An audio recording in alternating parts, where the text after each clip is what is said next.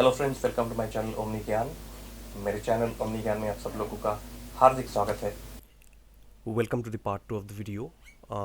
We have already done part 1 um, of the character analysis from the story Oliver Twist, and today we are going to learn some more characters which are little less in importance, but still they play a very important role uh, in the life of Oliver. So, Dr. Losburn. Dr. Losburn is Mrs. Maylie's family physician. He's the family doctor in the house of Mrs. Maylie. Mr. Losburn, Dr. Losburn is fiercely loyal to the Maylies. That means Dr. Losburn is a very loyal doctor, especially to the Maylie family. Okay, and eventually later he becomes very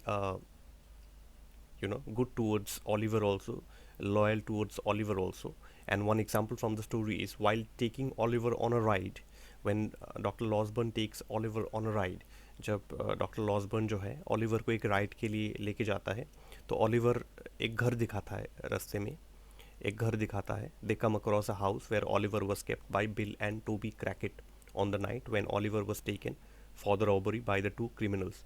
तो Oliver जो है वो लोग carriage पे जाते रहते हैं, और ओलिवर सडनली डॉक्टर लॉसबर्न को कहता है कि यही वो घर है जहाँ मुझे बिल साइक्स और टोबी क्रैकेट ने रखा था चोरी से पहले. चोरी कहाँ पे? चोरी robbery in the house of Mrs मेली. मिसेस मेली के घर पे टोबी क्रैकेट और बिल साइक्स जो है ज़बरदस्ती ओलिवर को उठा के लेके गया था चोरी करवाने के लिए, क्योंकि जो एक छोटा सा एक खिड़की या वेंटिलेटर या एक छोटा सा एक पैसेज था, तो उस पैसेज के अंदर से जो है एक छोटा सा बच्चा ही जो है घुस सकता था.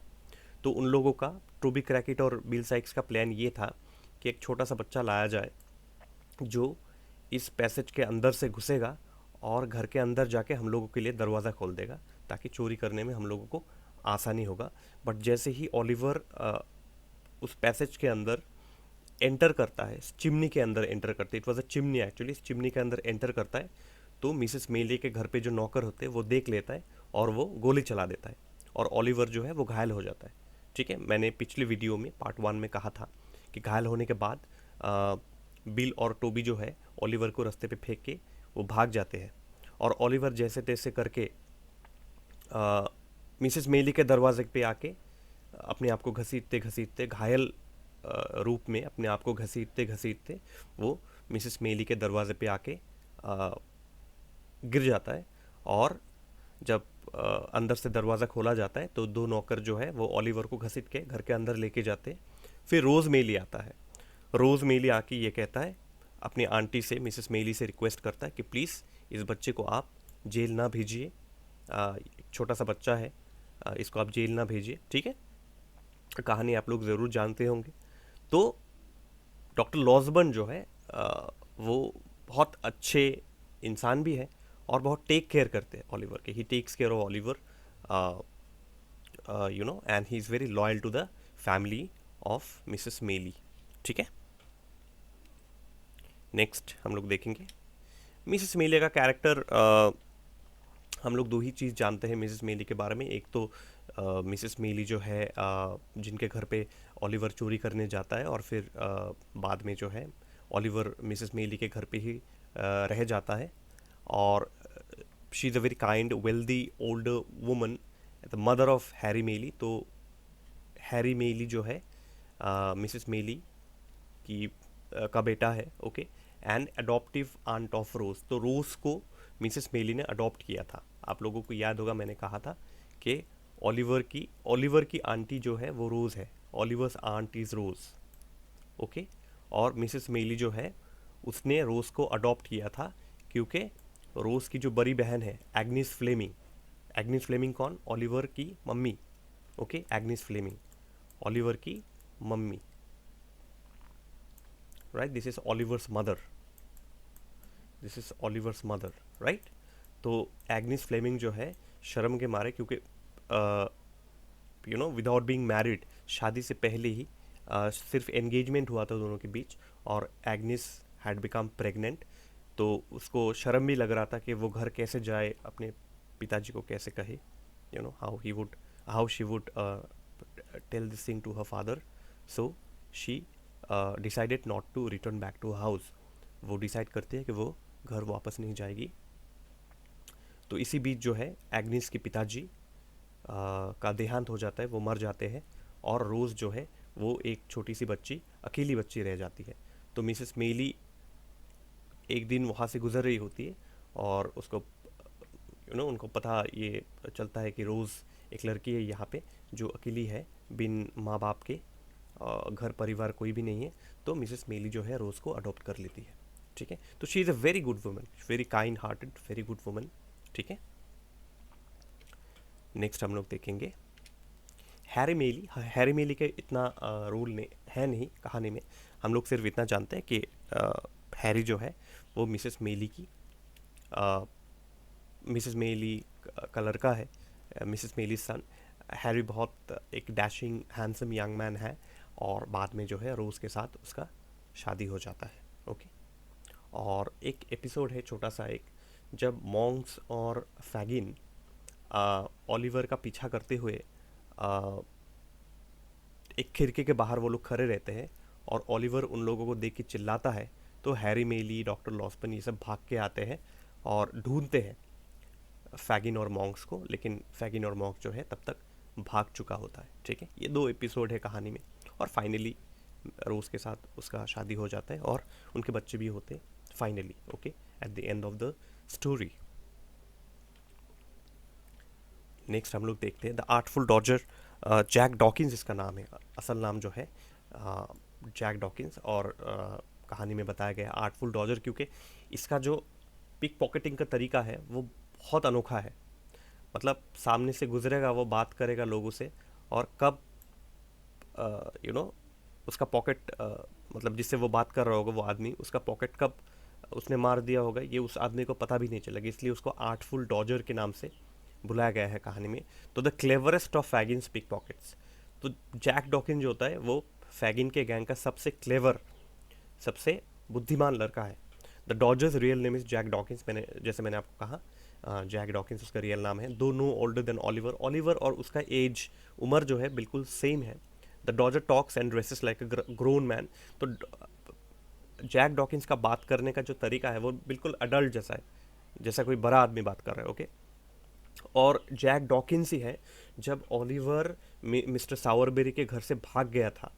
ओके, जब ओलिवर मिस्टर सावरबेरी के घर से भाग के बर्नेट आया था, और बर्नेट में आके जो है क्योंकि वो पैदल आया था, ओलिवर पैदल आया था, और उसका पैर जो है बिल्कुल छिल गया था.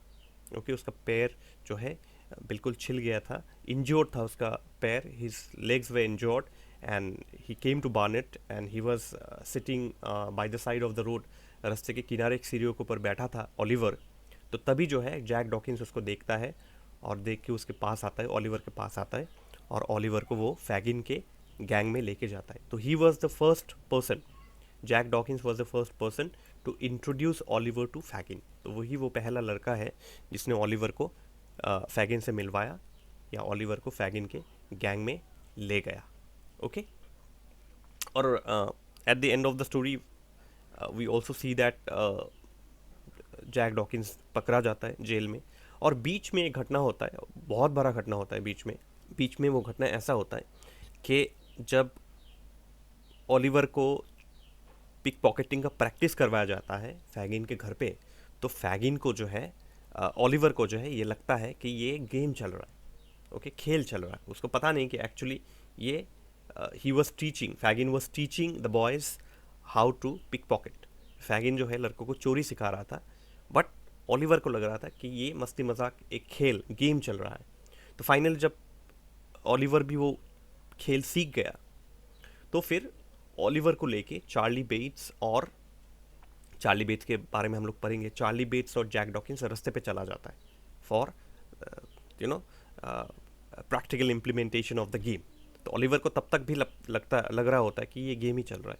बट जब वो देखता है रास्ते पे, जब वो देखता है कि जैक डॉकिंस किसी की दुकान से ऑनियन चोरी कर रहा है, किसी की दुकान से एप्पल चोरी कर रहा है, तो फिर शक होता है ओलिवर को कि ये कौन सा खेल है कि इसके दुकान से ऑनियन चोरी, उसके दुकान से एप्पल चोरी, किसी के पॉकेट से हैंकरचीफ चोरी, ये तो गेम नहीं हो सकता। फिर भी ओलिवर के मन में जो है एक क्वेश्चन मार्क, बहुत बड़ा क्वेश्चन मार्क होता है कि what is going on, what the hell is going on. तो एक टाइम पे आके क्या होता है कि एक आदमी जो है एक किताब की दुकान के बाहर किताब पढ़ रहा होता है, और चार्ली बेट्स और जैक डॉकिंस जाके जो है उसके बिल्कुल पीछे खड़े होकर उसके पॉकेट से पर्स या हैंकरचीफ चोरी करने का कोशिश करता है। तब ओलिवर को जाके शक होता है, लेकिन तब तक बहुत देर हो चुका होता है, क्योंकि दुकान का मालिक जो है वो देख के चोर चोर चिल्लाता है। तो जैक डॉकिंस और चार्ली बेट्स तो जैसे तैसे करके वो लोग निकल जाते, भाग जाते, लेकिन फंस जाता है बेचारा ओलिवर। ठीक है, फंस जाता है बेचारा ओलिवर, और सबको लगता है कि ओलिवर चोरी करता है।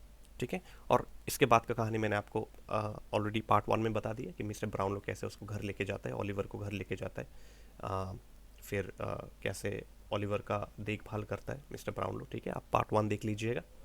Let's move on with the next character, Charlie Bates.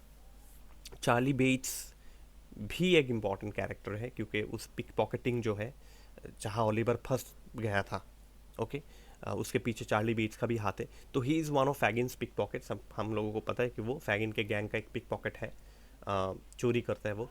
Charlie follows Nancy on Fagin's instruction to the London bridge.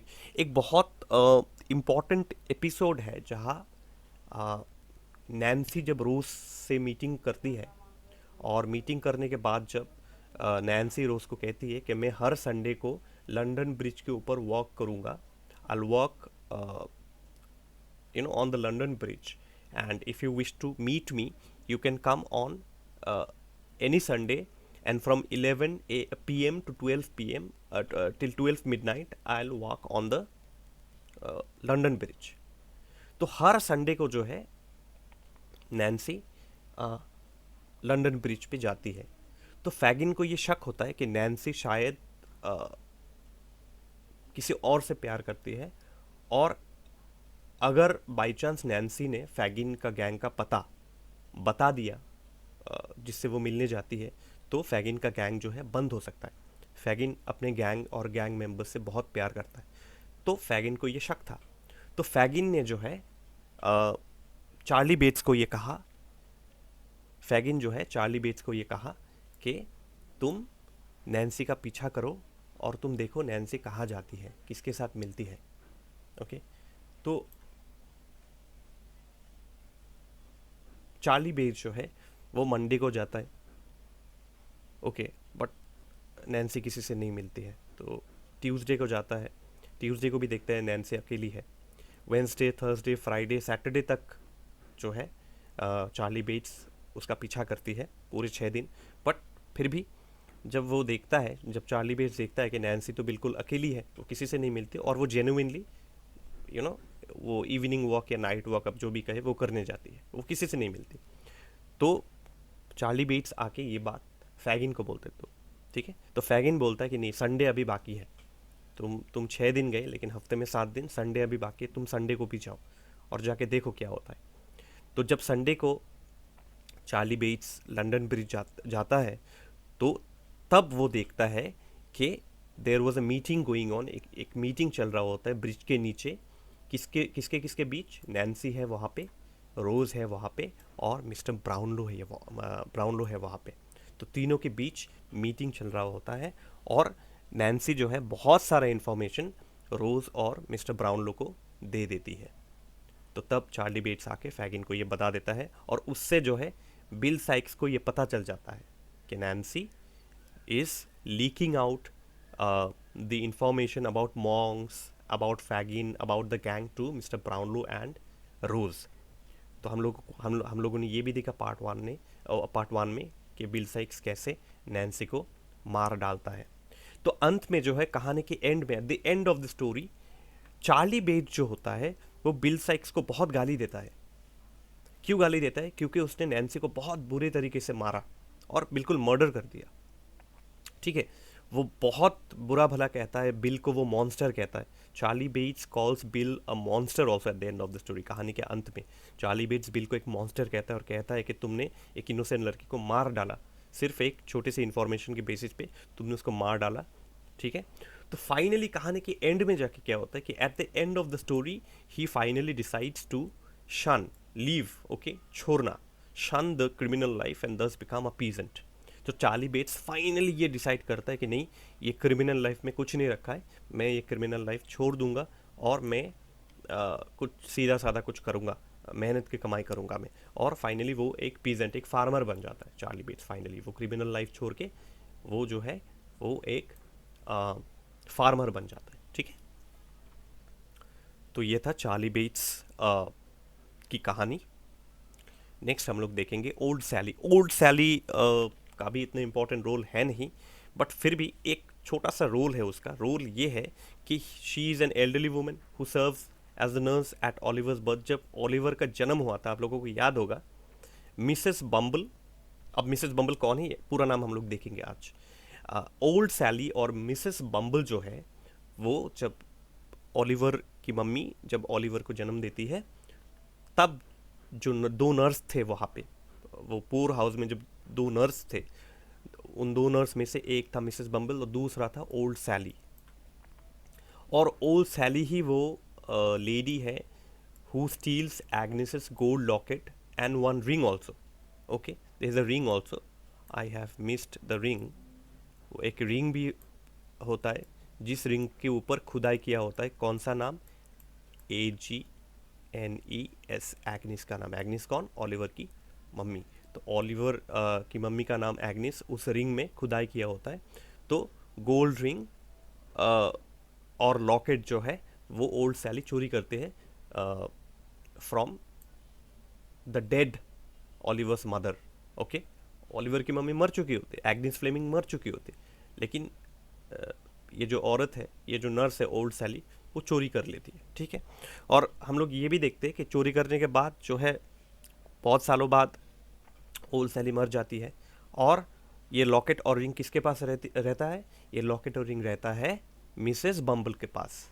और मिसेस बम्बल जो है पैसा लेके, ओके, बहुत सारे पैसे वो लेती है और लेके वो लॉकेट और रिंग जो है वो मॉन्ग्स को दे देती है, ठीक है। और मॉन्ग्स उस रिंग और लॉकेट का क्या करता है, उसको जो है नदी में फेंक देता है, ओके। और मॉन्ग्स के बारे में मैंने पार्ट 1 में बताया था कि मॉन्ग्स क्यों वो फेंक देता है नदी में, ये भी आप देख लीजिएगा पार्ट 1 से, ओके। मैं वीडियो को ज़्यादा लंबा नहीं करना चाहता। Next is Mrs Corney. ये है, she is the wife of Mr Bumble, जिनको हम लोग मिसेस बम्बल कहते हैं ना, ये इनका नाम है मिसेस कॉर्नी। तो कहानी में जो है इनको मिसेस बम्बल भी कहा गया है। Mrs Bumble, she is a matron. So the matron of the workhouse where Oliver is born. Corney is hypocritical, callous and materialistic. तो ऑब्वियसली मिसेस कॉर्नी जो है, ये मेट्रन जो है, बहुत बुरी औरत है, बहुत बुरी औरत है। वो एक हिपोक्रिटिकल कैरेक्टर है। शी इज़ वेरी मेटेरियलिस्टिक, उनको सिर्फ पैसे से मतलब है। She only money matters you know to her, सिर्फ पैसे से उनको मतलब है। और पैसे के लिए यू सी मॉन्ग से वो पैसे लेती है, और पैसे लेके जो है लॉकेट और रिंग मॉन्ग्स को दे देती है, ठीक है। तो after she marriage Mr Bumble, she hounds him mercilessly. तो मिस्टर बम्बल के साथ जब मिसेस कॉर्नी की शादी होती है, तो मिसेस कॉर्नी जो है वो हर दिन जो है अपने पति से बहुत झगड़ा करती है, और जिसके वजह से एक दिन झगड़ा इतना ज़्यादा बड़ा हो गया कि मिस्टर बम्बल जो है वो घर छोड़ के चला गया, परमानेंटली नहीं, घर छोड़ के एक पब्लिक हाउस में चला गया, वो शराब पीने और अपने आप को ठंडा करने के लिए, ठीक है। और मिस्टर बम्बल ने मिसेस कॉर्नी से पता है क्यों शादी किया? मिस्टर बम्बल ने मिसेस कॉर्नी से इसीलिए शादी किया क्योंकि मिस्टर बम्बल को लगा कि कॉर्नी जो है एक बहुत रिच लेडी है, वो अमीर है। लेकिन बाद में जब शादी किया तो पता चला कि ये तो ऐसा नहीं है और बहुत बुरी औरत है। रोज़ वो झगड़ा करती है मिस्टर बम्बल से, ओके, और मिस्टर बम्बल कुछ नहीं कह सकता। अब हम लोग पढ़ेंगे नोआ क्लेपोल के बारे में, ठीक है दोस्तों। नोआ क्लेपोल का एक ही छोटा सा रोल है कहानी में, वो ये है कि ही इज़ अ, हम लोग देखते पहले, he is a charity boy and Mr Sowerberry's apprentice. Noah is an overgrown cowardly bully who mistreats Oliver. तो नोआ क्लेपोल जो है वो मिस्टर सावरबेरी के घर पे काम करता है. ओके. एंड मिस्टर सावरबेरी हम लोगों को पता है कि अंडरटेकर है. अब अंडरटेकर का मतलब क्या? वो रेसलर अंडरटेकर नहीं. अंडरटेकर का मतलब अगर आप डिक्शनरी में देखें तो अंडरटेकर वो आदमी है जो कॉफिन वगैरह, फ्यूनरल ऑर्गेनाइज करना, ये सब करता है. ओके. और Noah is an overgrown cowardly bully who mistreats Oliver. तो नोआ क्लेपोल जो है ऑलिवर के साथ बहुत बदतमीजी करता है. और एक दिन तो इतना ज़्यादा बदतमीजी नोआ क्लेपोल ने किया कि नोआ क्लेपोल जो है went to far ill talking ill about Oliver's mother. तो ऑलिवर के माँ के बारे में बहुत बुरा भला कहा नोआ क्लेपोल ने. और ऑलिवर जो है बर्दाश्त नहीं कर पाया और ऑलिवर नोआ क्लेपोल के ऊपर चढ़ गया, उसको बहुत मारा. ऑलिवर को भी बहुत मार पड़ा और उसकी वजह से क्या हुआ कि ऑलिवर को जो है एक कोयले के छोटे से कमरे में बंद कर दिया गया जहाँ पे कोयला रखा जाता है. ऑलिवर को बहुत मारा गया. मिसेस सावरबेरी जो है मिसेस सावरबेरी ऑलिवर को बहुत मारती है. और उसके बाद एक कोल सेलर जो है, एक छोटा सा कमरा जहाँ पे कोयला रखा जाता है, वहाँ पे ऑलिवर को बंद कर देती है वो. ठीक है. तो और एक चीज़ भी है कि मिसेस सावरबेरी के घर पे जब ऑलिवर जाता है तो ऑलिवर को जो कुत्ते का खाना जो होता है ना, कुत्ते के लिए जो बचा हुआ खाना होता है, उसको जो है scraps, okay, of food is given to Oliver. वो कुत्ते का खाना जो है वो ऑलिवर को दिया जाता था. इतना बुरा बिहेवियर था ऑलिवर के प्रति फ्रॉम मिसेस सावरबेरी, नोआ क्लीपोल. ठीक है. मिस्टर सावरबेरी थोड़े से अच्छे आदमी थे.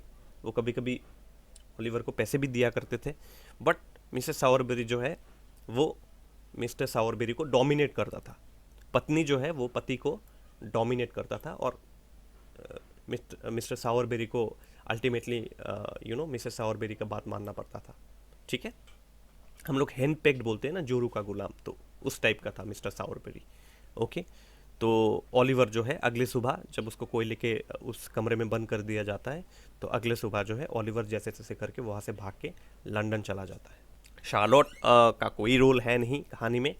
सिर्फ हम लोग जानते हैं कि शार्लोट जो है मिस्टर सावरबेरी के घर पे नौकरानी है. Okay. She does not have much role to play and appears only once in the story. कहानी में हम लोग एक बार ही देखते हैं कि वो मिस्टर सावरबेरी के घर पे नौकरानी है. नेक्स्ट हम लोग देखते हैं टोबी क्रैकेट. टोबी क्रैकेट का एक रोल बहुत इंपॉर्टेंट है कि टोबी क्रैकेट और फैगिन मिलके ऑलिवर को जो है वो लेके जाता है चोरी करने. कहाँ? मिसेस मेली के घर पे. लेकिन वो चोरी जो है वो रॉबरी फेल हो जाता है. That robbery fails because Oliver is shot bye the to servants in the house of Mrs. Mealy. Okay, so Toby Crackit and Fagin picks Oliver in order to attempt a burglary, in order to attempt a robbery in Mrs. Mealy's home, but that robbery fails. All right. Toby Crackit is also caught at the end of the story by the police. Toby Crackit को भी end में पकड़ा जाता है. Okay. Next हम लोग देखते हैं Mrs. Bedwin. Less important characters. Mrs. Bedwin is Mr. Brownlow's kind hearted housekeeper. Housekeeper मतलब जो घर की देखभाल करती है. मिसेस बेडविन जो है मिस्टर ब्राउनलो के घर पे रहता है और उनका घर का देखभाल करता है. Mrs Bedwin is unwilling to believe Mr Bumble's negative report of Oliver's character. ये जो है ये मेन कहानी जो है ऑलिवर ट्विस्ट, जो मेन कहानी है, मेन नॉवल जो है, वहाँ पे कुछ एक्स्ट्रा इन्फॉर्मेशन है जो आपके किताब में नहीं है. एम्बोस का जो ये जो किताब है वहाँ पे इतना इन्फॉर्मेशन है नहीं. बट असल कहानी में जो है, असल नॉवल में जो है मिसेस बेडविन का एक दो और एपिसोड है. बट हम लोग हमारे जो एम्बोस के जो प्रेस्क्राइब बुक है उसके मुताबिक ही हम लोग चलेंगे. Will go according to the book, according to the story as prescribed by the state board. So there is only one episode of Mrs. Bedwin, which is that Mrs. Bedwin takes care when Oliver is bought in the house of Mr. Brownlow. Bullseye. Bullseye is the name of Bill Sikes' dog. Okay, Bill Sikes' dog. As vicious as his master, Bull Sikes' eye functions as Sikes' alter ego. Bill often kicks his dog and treats him badly. So there's only one thing. No need to analyze Bullseye because obviously this is not very important. But because it is a character in the story, uh, we'll discuss about this dog also.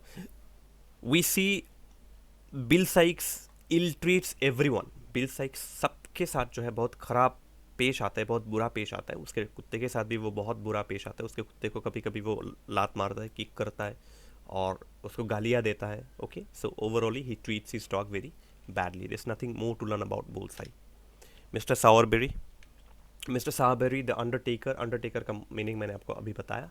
To whom Oliver is apprentice. तो Oliver के घर पे जो है Mr Oliver को actually Mr Sowerberry खरीद के लाता है. आप लोगों को याद होगा कि ऑलिवर जब वर्क हाउस में जब ऑलिवर सेकेंड टाइम पुडिंग मांगने के लिए जाता है तो ऑलिवर को जो है बहुत मारा जाता है और ऑलिवर को बेच दिया जाता है. और खरीदने वाला होता है मिस्टर सावरबेरी. ओके, तो the undertaker to whom Oliver is apprentice, though Mr Sowerberry makes a grotesque living arranging cut rate burial for paupers, he is a decent man who is kind to Oliver. तो हम लोग देखते हैं कि mister Oliver जो है overally he is kind to Oliver. वो Oliver को कभी कभी पैसे भी देता है. बट मिस्टर सावरबेरी के प्रेशर की वजह से कभी कभी मिस्टर सावरबेरी ऑलिवर को गाली देता है और मारता भी है. मिसेस सावरबेरी एक बहुत बुरी वाइफ है. Mrs Mr Sowerberry's wife. Mrs Sowerberry is a mean judgmental women who henpecks her husband. अभी मैंने हैंडपेक का मतलब आपको बताया, जोरू का गुलाम. ओके, तो मिसेस सावरबेरी जो है पत्नी जो है वो पति को डोमिनेट करती है. ओके, और मिस्टर सावरबेरी चुपचाप जो है पत्नी की बात वो मानता है. ठीक है,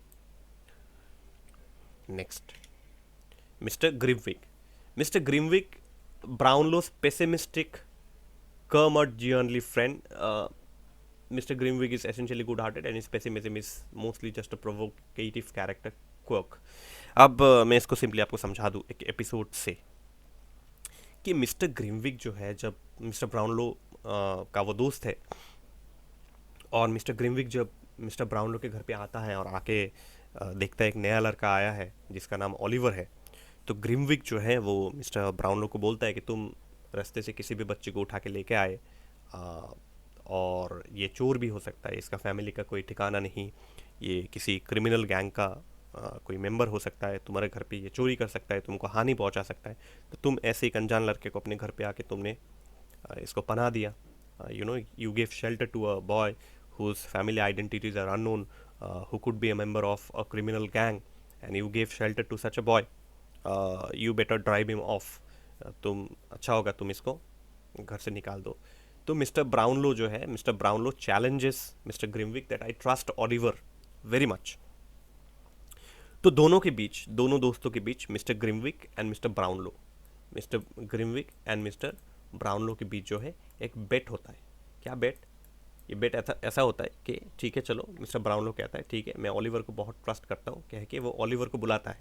ही कॉल्स ऑलिवर और ऑलिवर को कुछ बुक और एक चेक देके ऑलिवर को जो है वो कहता है कि तुम ये चेक और ये किताबें लेके तुम दुकान में जाओ और इसको रिटर्न कर दो. ठीक है, और ऑलिवर जो है वो आज्ञा मानता है. Okay, he obeys Mr Brownlow's instructions and he goes out.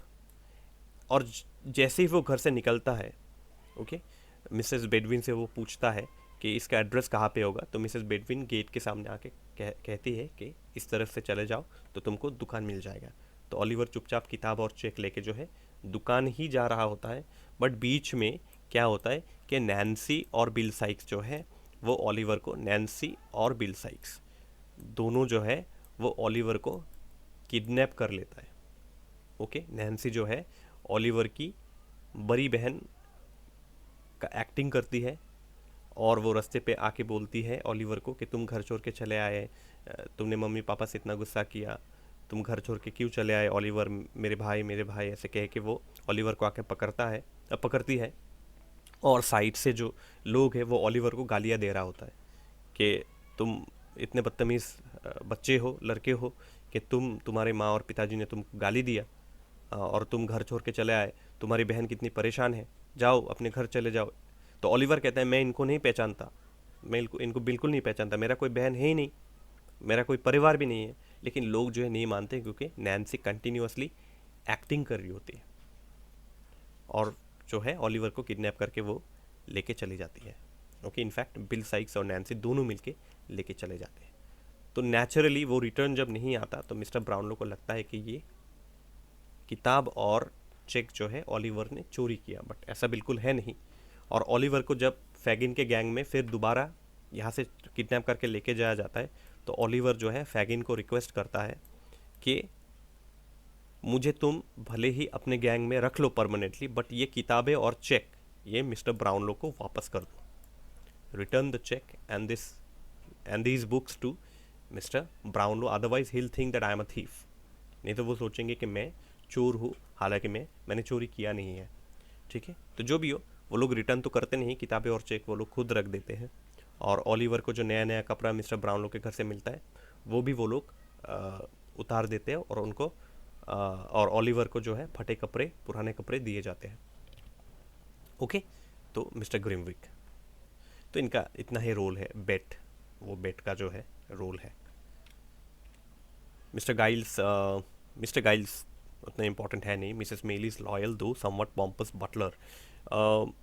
Mrs मेली के घर पे जो है मिस्टर गाइल्स एक बटलर है। बटलर मतलब जैसे कि मिसेस बेडविन घर की देखभाल करती है, मिस्टर गाइल्स भी वैसा ही है, बटलर है, घर का देखभाल करता है।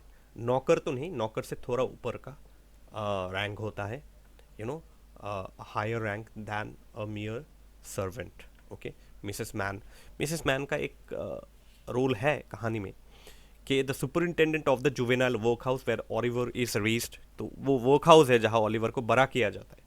और मिसेस मेन जो है बहुत बुरी औरत है, वो फिजिकली अब्यूज़ करता है, गालियाँ देता है बच्चों को, छोटे छोटे बच्चों को वो गालियाँ देते हैं, उनको कम खाना देता है, हाफ स्टाफ। ओके, उनको कम खाना देता है। और वो वर्क हाउस जो है वो चलता है कौन से पैसे से? वो टाउन से कलेक्ट किया हुआ पैसा, the money that is collected from the entire town, उस टाउन के पैसे से जो है वो वर्क हाउस चलता है। And Mrs man, what she does is that she does not take proper care of the orphans in the workhouse. Okay, she ill treats them, she gives them less food, उनको कम खाना देती है, she does not make them wear good dress. However, whenever there is an inspection, जब भी inspection होता है, कोई बाहर से देखने आ रहा है कि सब कुछ ठीक ठाक, कोई बड़ा सा ऑफिसर बाहर से, you know, from outside, if an officer comes for you know inspection, बाहर से कोई देखने आ रहा होता है कोई बड़ा ऑफिसर, मिसेस मैन चालाकी करके तभी जो है बच्चों को अच्छे अच्छे ड्रेस पहनाती है और ऐसा प्रिटेंड करती है, ऐसा दिखाती है कि वो बच्चों से बहुत प्यार करते हैं, that I love this children very much. But ऐसा है नहीं। Mrs Mann is a very bad woman who does not take care of the children in her workhouse. Okay, next. तो that was all. Thank you so much. I hope I have covered all the characters, important characters from the story, and I hope you know this will give you some knowledge. And if there is any confusion, any doubt, the comment box is always open for you. You can ask me questions there also. So thank you so much, and please do subscribe to my channel, like the video, and share the videos to your other friends, and even tell them to subscribe to the channel, because I will be uploading more videos, educational videos, which will help you in scoring good marks in your exams. Thank you so much, and all the best to all of you.